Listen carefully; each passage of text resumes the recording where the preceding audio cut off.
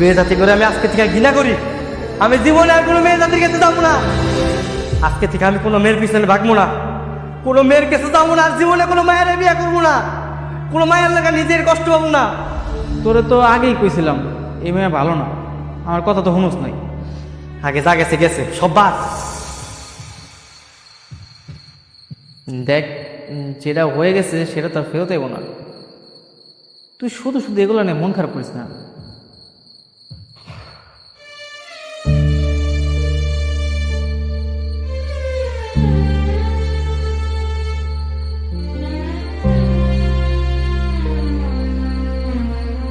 সাগর, ওই দেখাইছে কে? পরে না যাইতে হবে, আমার চোখের সামনে যাইতে হবে দিলাম। একটাবার আমার কথা শোনো। ওরে যাইতে কবি না, কেমন যাবো গা? তোরাই থাক, আমি গেলাম। সাগর,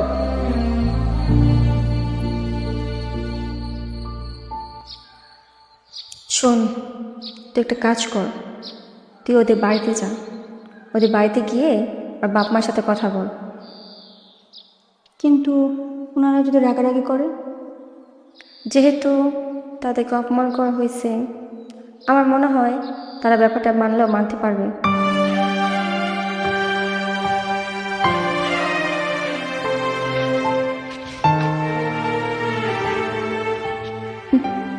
চাচি, আসসালামু আলাইকুম।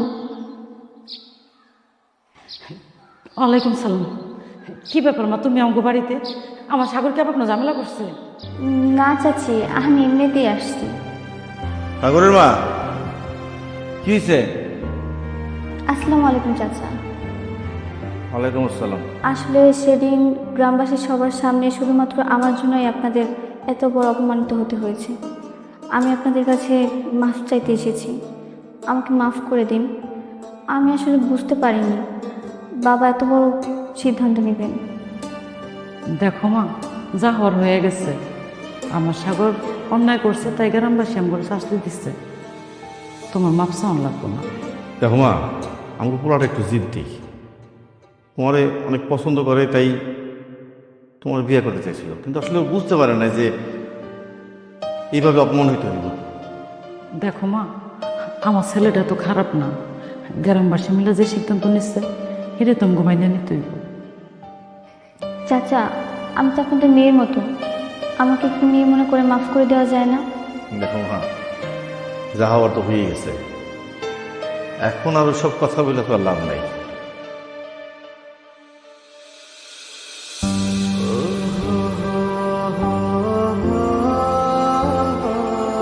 চাচি, আমি তাহলে এখন আসি। হ্যাঁ, এটা তুমি কি কর? কোনোদিন আমাকে টাকা নাই, এই প্রথম আইসো, কিছু মুখে না দিয়ে যাইবা। চলো ভিতরে চলো। না চাচি, কিছু খাবো না। হ্যাঁ, আর তা বললে হয় নাকি? প্রথমবার আসছো, একটু বসো, একটু পানি তো খেয়ে যাবা। সাগর, এত যারা আসস কে? আয়, তুই আয়।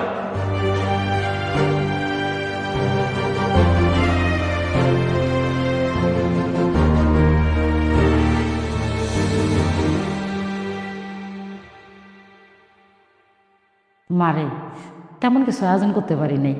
তুমি অন্য একদিন আইসো, আমি তোমার নিজের হাতে রান্না করে খাওয়াবো। ঠিক আছে চাচি, আবার আসবো। আচ্ছা। তিথি, জি বাবা। তরে কইছিলাম না একটু সাবধানে থাকতে? এত বড় একটা বিচার হয়ে গেল, ওলাটা কখন কি করে ফেলায় তার কোনো ঠিক আছে? সে তো অনেক দিন হয়ে গেছে বাবা। তাতে কি, শত্রু তার আঘাতের কথা কখনো বলে না, সবসময় উৎপাইতে থাকে ক্ষতি করার লেগে। ঠিক আছে, এখন থেকে সাবধানেই চলবো। ঠিক আছে। ও, আরেকটা কথা, ও যে ছেলেটা তোরে বিয়ে করতে চাইছিল, ও সব কিছু যাই না, ও এখনও তোরে বিয়ে করতে রাজি আছে।